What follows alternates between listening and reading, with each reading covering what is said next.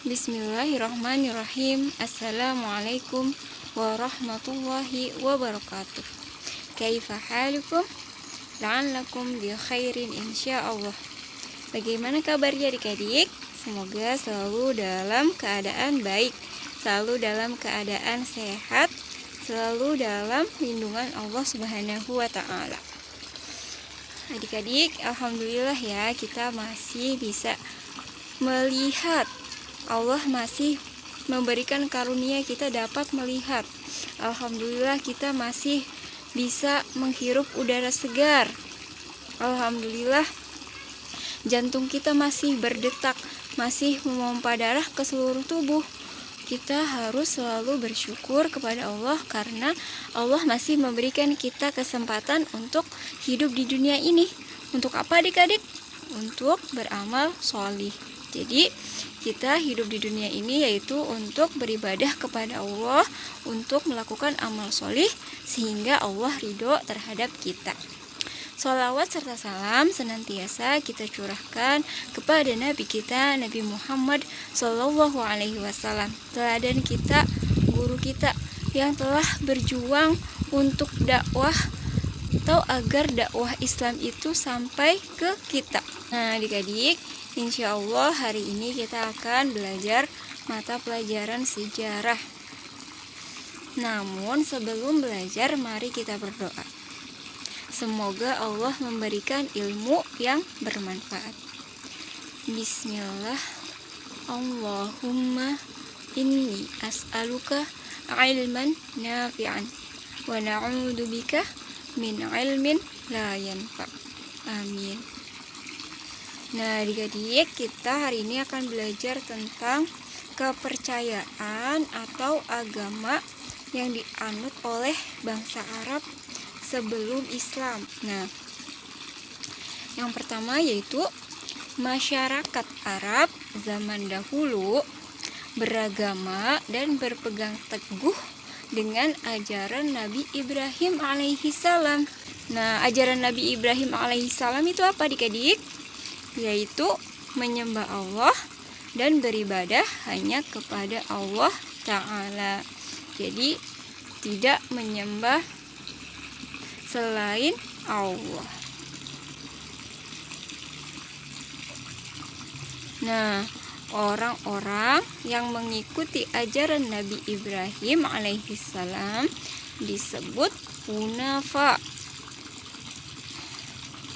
Orang-orang yang mengikuti ajaran Nabi Ibrahim yang lurus disebut hunafa.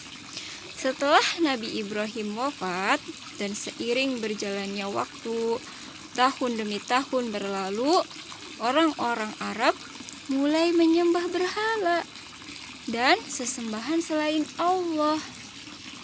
Na'udzubillahi min dzalik. Nah, masyarakat Arab mereka meniru tata cara peribadatan bangsa dan umat lain.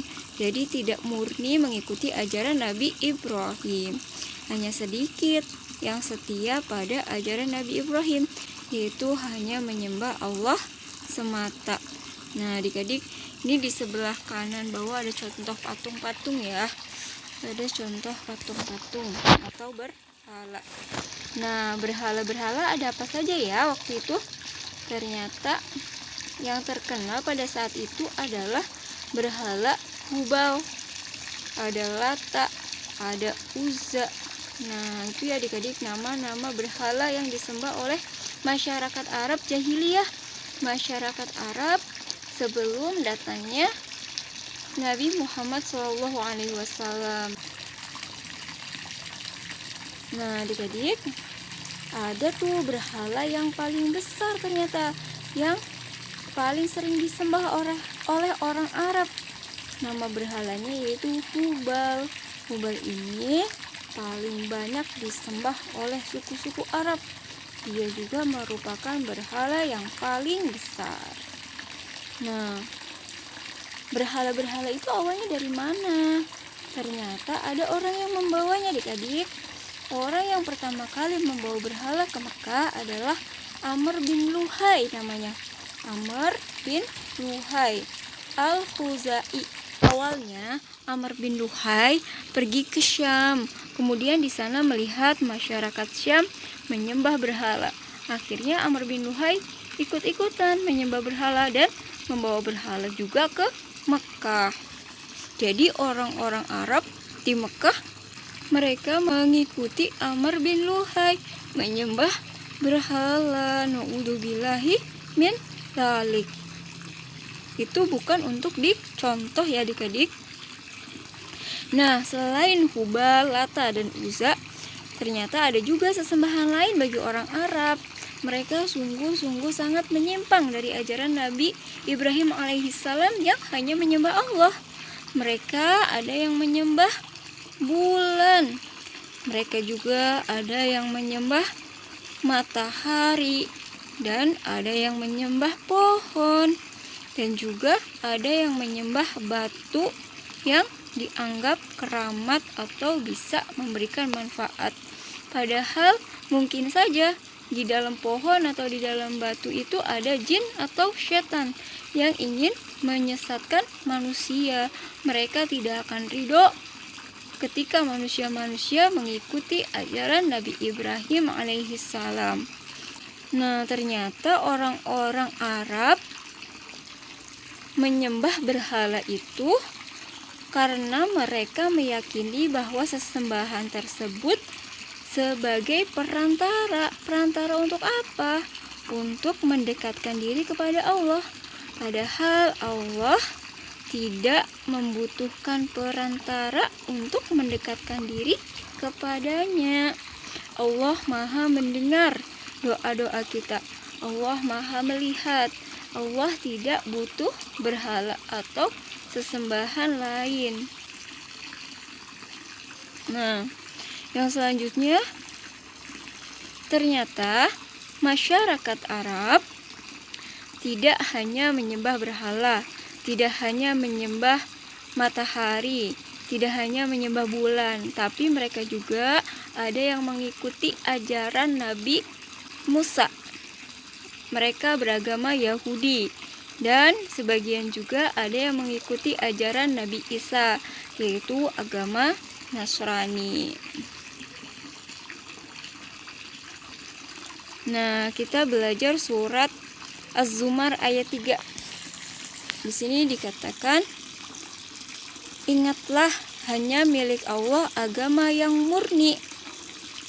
Dan orang-orang yang mengambil pelindung selain Dia berkata, kami tidak menyembah mereka melainkan berharap agar mereka mendekatkan kami kepada Allah dengan sedekat-dekatnya.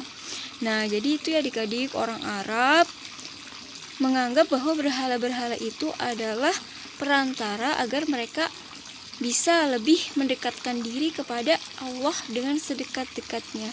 Padahal Allah tidak butuh tandingan atau tidak butuh perantara. Nah, mereka yang beribadah kepada selain Allah disebut orang musyrik atau musyrikun. Ketika seseorang melakukan perbuatan syirik atau menyekutukan Allah, mereka adalah orang-orang musyrik atau disebut juga kaum musyrikun. Nah, Nabi Muhammad SAW diutus membawa manusia ke jalan yang lurus agar manusia berdoa dan beribadah hanya kepada Allah Subhanahu wa Ta'ala, dan agar manusia meninggalkan peribadatan kepada berhala atau sesembahan lain selain Allah. Nah, adik-adik, kemudian dalam surat An-Nahl ayat 36, di situ dikatakan, dan sungguh kami telah mengutus seorang rasul untuk setiap umat untuk menyerukan sembahlah Allah dan jauhilah togut. Adik-adik tahu togut? Togut adalah sesembahan selain Allah. atau segala sesuatu yang disembah selain Allah. Nah, yang selanjutnya adik-adik, ini adalah pesan dan nasihat dari ibu guru untuk adik-adik ya. Nah, pesan dan nasihatnya apa adik-adik?